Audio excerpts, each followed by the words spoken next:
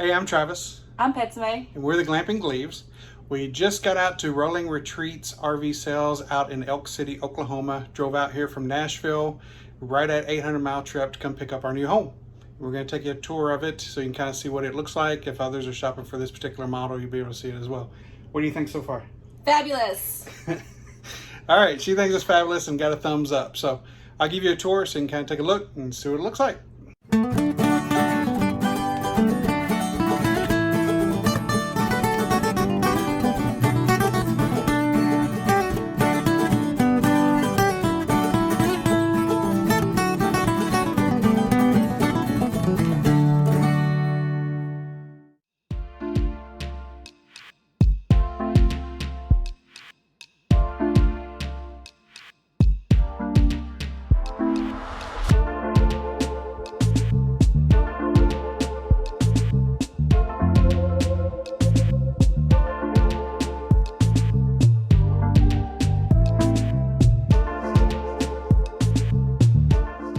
This is bedroom area. Have the dressers there with the window, TV, more storage, closet, and this is in the nose of the camper. And then has a Sleep Number king size mattress in here. Have some storage above the bed with windows on both sides of the bed. The closet is actually really good size and nice. Open the doors. So it has 2 levels of hanging with the divider and then little storage cubbies on both sides as well.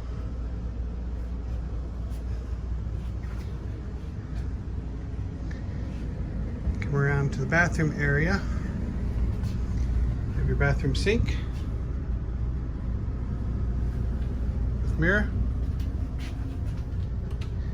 Have the toilet in the lower room here. And this is a macerator toilet instead of just a gravity toilet. Little cabinet there. Does have a window. No vent in the bathroom, but there's a vent here in the middle which shares where the large shower is.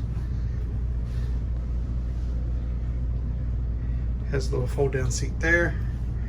And because I'm a tall person, they put in this little area here to give a little more headroom to it. Looking down into the kitchen area here. On the side has controls for your fan. Here's a control panel. Your breakers, fuses. Here we have Petsime chilling out already in the recliner. There's storage cabinets above the couch area. That door is looking out into the garage area. So you have a pretty large TV. I'm not sure what kind it is there. Have the fireplace, which is options for just having it on like we do right now with the lights, or you can also have it for additional heat. And puts out pretty good heat.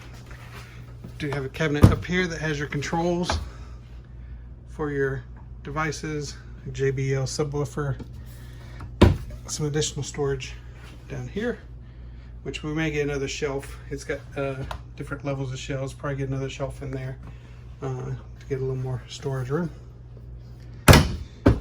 Do have storage up here, which does have a light in there for you.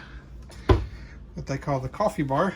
So it has a plug in here, and you can put your Keurig, maybe a toaster, whatever you want in here, and have power for it, and have it stored out of the way. Beautiful backsplash here behind the Insignia oven with your microwave, additional storage up there. The island does have dishwasher, which good sized dishwasher. Double-sided kitchen sink, which does have covers. They're just kind of stored down here for right now. That'll go over it, which would give you just full counter space if you wanted, or you just have one side covered up, whatever you want to do for that. Over here next to your main entrance door can be a closet, but we opted for the washer dryer. And this is actually wired with 220 for the dryer option we went with here. So you can actually have a residential dryer in there, which is a lot better, a little more powerful and faster drying than just the regular RV style washers. So do have theater seating over here, has lights, heating, massaging seat features there, and they do recline. That's maybe one reminded me I should point out the refrigerator here as she's grabbing her LaCroix that she probably bought at Publix, but it is an Insignia, double sides to it, and then has the freezer, large pull-out drawer here with an ice maker in it. Also in the refrigerator, this is filtered water, so you can fill up your glasses there instead of it being in the door. Keeps it a little cleaner, smoother look. So now we'll take a look out at the garage.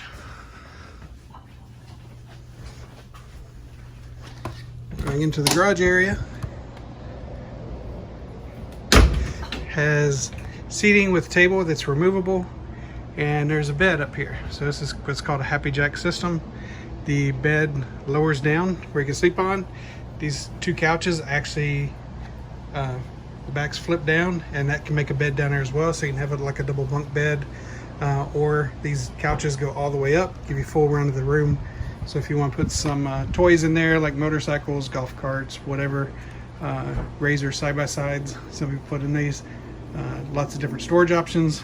You can also make these into an office area where you put a desk in here and be able to work remotely. Since this is the LX455 model, it has an additional half bath in the garage. So another macerator toilet, sink, small cabinet area. This controls for a radio, and it also has a pretty large TV back here with some storage cabinets up above. And these are good, kind of heavy duty metal cabinets with some pretty good storage in them. Every rear entry door comes directly into the garage here. Then you have your patio area, and this is the back door, which the patio can work as a ramp to be able to load your toys onto, or it can be in this position and be utilized as a patio with the rail there. You can also get some stairs that go to the back there as an option.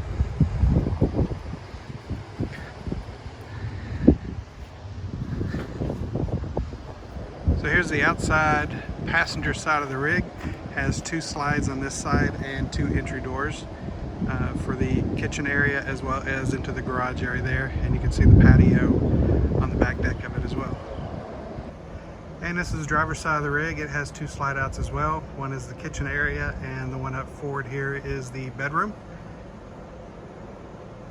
And then I purchased a Gen Y hitch to add to this because I did see some other videos of people who also had a Ford F450 where the hitch that comes on the DVRs do not allow it to clear the side bed rails when you have a bed cover. So the Gen Y hitch solves that problem because it lifts it up kind of high there, and they have a lot of good reviews and a lot of good feedback on these hitches, so I'm looking forward to giving it a try.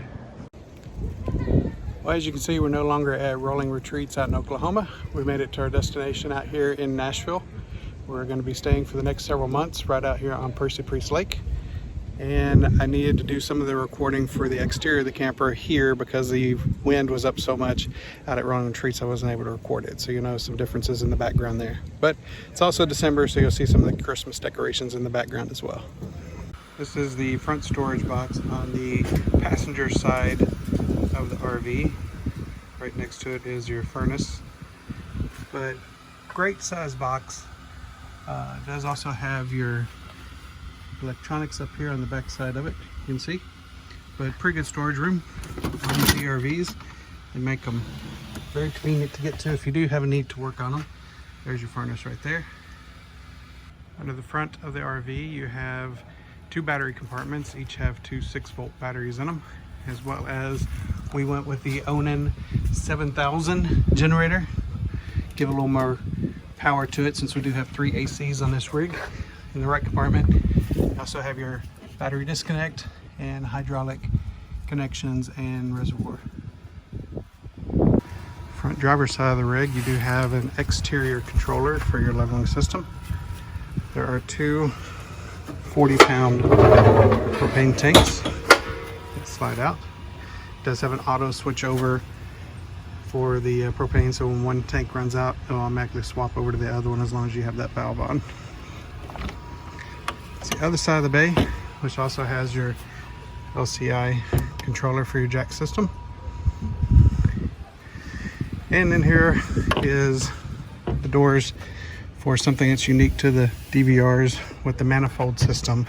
So if you have, say, a leak in your bathroom sink on the cold water specifically, you can turn off that particular spigot, and then that way you're not having to turn off the water to the entire rig. It has controllers on the hot side and the cold side for each one of your water connections.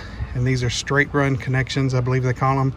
So you don't have any T connections or anything between here and wherever the device is that you're using for the water system. So that limits where you could have leaks when it doesn't have a bunch of T system or T pieces breaking off all the different areas of it. Something I did add is the on-the-go water softener, as well as the Clear Source Ultra 3 filtration system there. This is something that I actually installed.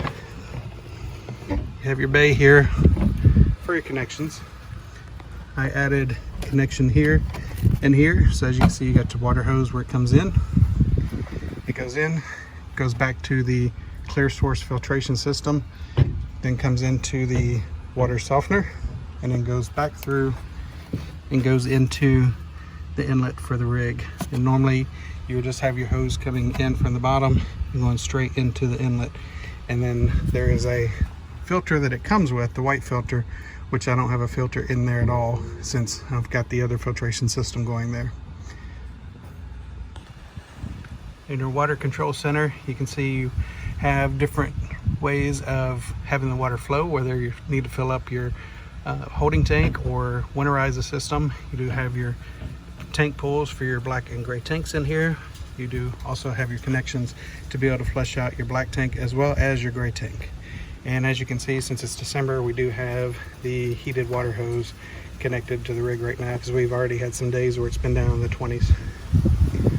Also went with the Truma AquaGo on-demand water heater. So instead of having a holding tank, it actually has on-demand hot water. So you have an endless hot water supply instead of having the 6-gallon, 10-gallon, or 12-gallon tank like a lot of the RVs have. This is just an access for the back side of the fridge if you need to get in there for any reason for the water connection or to plug it in. On the back driver's side of the rig, you do have a couple of compartments back here. Something that's unique to toy haulers.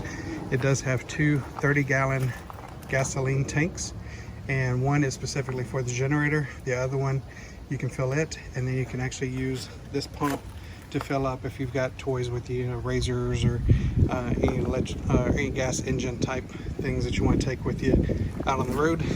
The good thing about it is as well, if you fill up both tanks, you can actually use the other tank to fill the one for the generator if you want to have 60 gallons of gasoline on board. So that's one of the things I liked about this generator versus some of the other RVs, is this being a toy hauler, it has a gasoline generator instead of a propane generator. And then this is the control system for the pump, and you can see how much gas is in each one of the tanks there. In the back compartment, you actually have a cord reel. I have a spare cord in there as well if we ever need it. But the cord reel, you'll be able to reel up the very large, heavy 50 amp electrical cord that you need for these rigs. It's pretty convenient. I've used it a couple of times there. Then I also set up my PepWave in here. The PepWave is what we're using for our internet service. It has a Verizon and AT&T card in there, so it'll help us have coverage wherever we are. And then I routed an antenna for it that's up at the top of the ladder. And I opted to go with the cord going through here and through the bottom where it comes in for the cord reel, instead of drilling any holes in the rig for the roof or anywhere else to run the cabling or the antenna. Under the camper, you can see the exhaust pipe for the generator, as well as your dump for the front tanks for your front black tank and your gray tank. And then it does also have in the back a tank for your rear bathroom. And actually has the bathroom and the bathroom sink that go into that tank.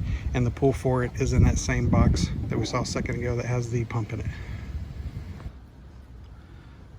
The rear deck does have an awning as well as lights above it, and has the doors there that you can either have the glass in or have the screen in, or have them completely closed off, however you want to choose to set it up. Okay, so now we're going to show how you open up and close the back patio deck and get it set up. So I'm going to go ahead and give Petsame the all clear because I've checked the surrounding area. She's going to push this down, get it open, and you can open this from the inside or the outside. It has a little emergency release pull, which you see that yellow up there, or it actually has a keyed lock down here that you can unlock it as well. So you swing these gates open and you get them locked into the little feet here.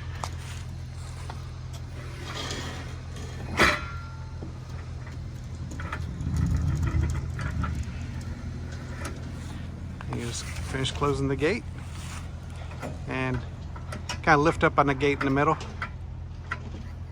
and slide it over, and then you're locked in. And this does also have an option where you purchase a stair, which would attach here and come down, but they're pretty bulky, pretty heavy, and a lot of people say they end up just not using them anyway. So you can obviously still access it from inside in the garage area. So now we'll show how you get this closed back up. So you come out here, and all you do is just pretty much does the process in reverse.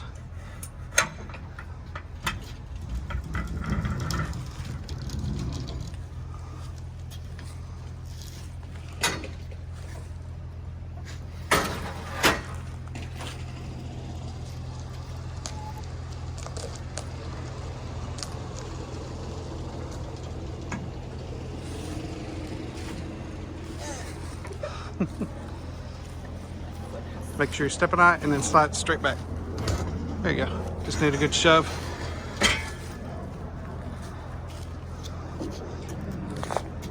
And then one key thing is when you're closing up this door back here, you want to make sure you have your slide door, your side door open, and the back patio doors open as well, because this causes a pretty good air situation here as far as pressure wise, forcing all that air in there. So if you have those closed up, it may not allow the door shut properly. The other key thing is, as you close this up, you want to make sure the cables are pulled to the inside so they don't get pinched in your seals. So the door isn't too heavy and it's actually pretty well assisted. So here we're going to make sure these cables are pulled in so they're not like that right there on the seals. You want to make sure they're inside. So I've got that side. It's a little hard for her to reach the other side from where it is. So I can get those pushed in, and then you just give the door a really good shove and check, make sure both sides latched in. All right, so that's a good sign where that one did not actually latch in, so I'll have to redo that. And then this side did latch, it's solid. So we'll get that taken care of. But that's how you operate the patio. Pretty simple process, makes it pretty nice, convenient, put out and sit out there and enjoy the outdoors. On the back passenger side, it has a bay. Seems to be a good fit for our lawn chairs, so I've just kind of been storing those in there, as well as exterior speakers from your sound system that's controlled in the garage of the toy hauler there. And does have a rear awning up here. All right, so that's a tour of our new rig. I hope you enjoyed that. We're really excited. We're gonna go ahead and start getting some stuff moved in. We're gonna stay on site a couple of days here and do a shakedown, make sure everything's working properly. Or if you have any questions, we'll be right here on site at Rolling Retreats so they can take care of anything or answer any questions. Appreciate you watching the video. If you would, please give it a subscribe, a like, and a comment. Let us know what you think. Do you have this particular rig? Or are you looking at them? Or what do you think of the tour there? Is this a rig you might have some interest in? So we appreciate it and hope to see you in the next video. Peace.